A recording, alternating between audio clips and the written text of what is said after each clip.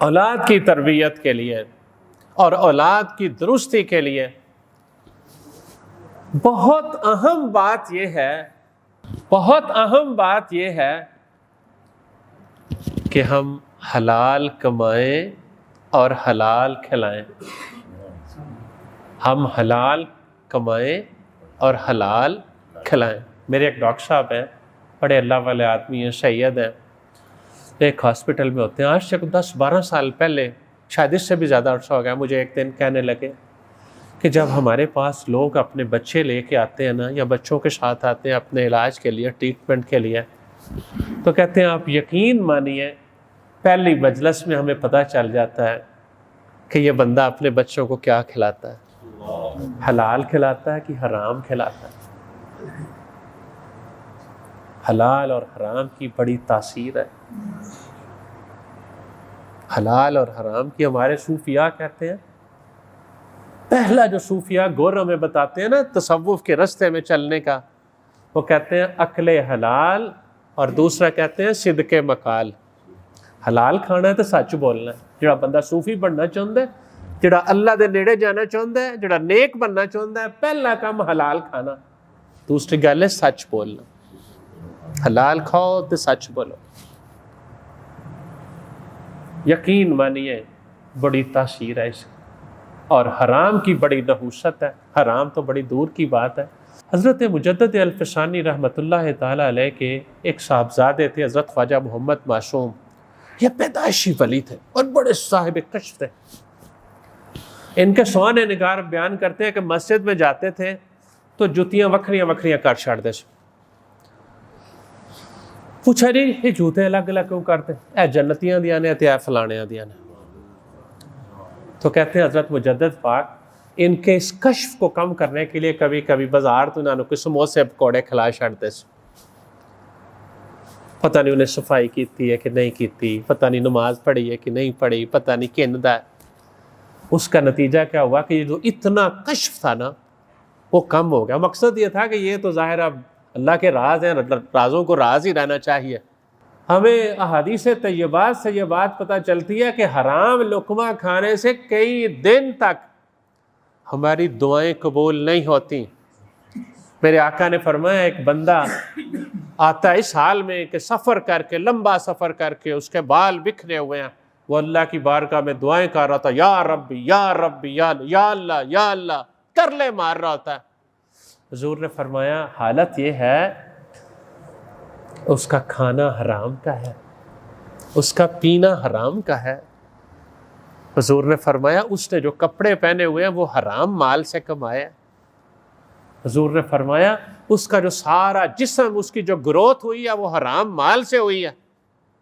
میرے آقا نے فرمایا فَأَنَّا يُسْتَجَابُ لِذَالِكَ، ہن دسو دی دعا کیویں قبول ہوئے. حضور نے فرمایا دسو دی دعا کینج قبول ہوئے. کھانا ادا حرام دا ہے، پینا ادا حرام دا ہے، لباس ادا حرام دا ہے، سارا کچھ حرام نالے پینے اپنے جسم نو پروان چڑھایا. تو جس اولاد کو ہم حرام کھلا کے پالیں گے، ہم سمجھیں گے وہ نیک ہوگی، وہ صالح ہوگی، وہ ہماری فرما بردار ہوگی. میں وہ ایک اللہ والے علامہ اقبال ٹون میں ہوتے تھے تو ان کی صحبت میں گئے.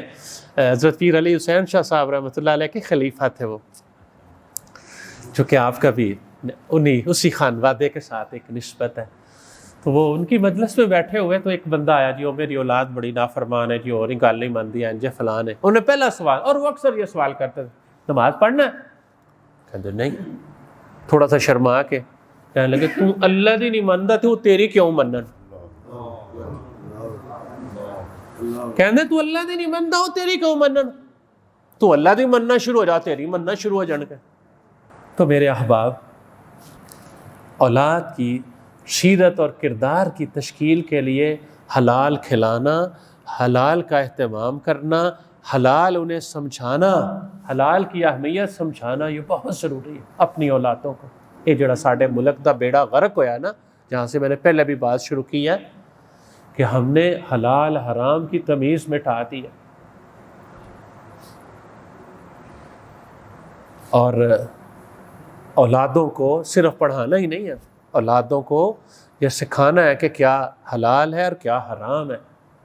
یہ جو ہم چونکہ ایسے کافی عرصہ ایسی جگہوں پہ کام کرنے کا موقع بنا ہے، اور اب بھی کسی ایسی ہی جگہ تھوڑی سی ذرا اس سے نسبتاً کم درجے کی، کہ جہاں کے جو بچے ہیں وہ جناب وہ LGS میں، اور وہ جناب لمس میں، اور جناب LSE میں، اور اس طرح کے اداروں میں پڑھتے ہیں.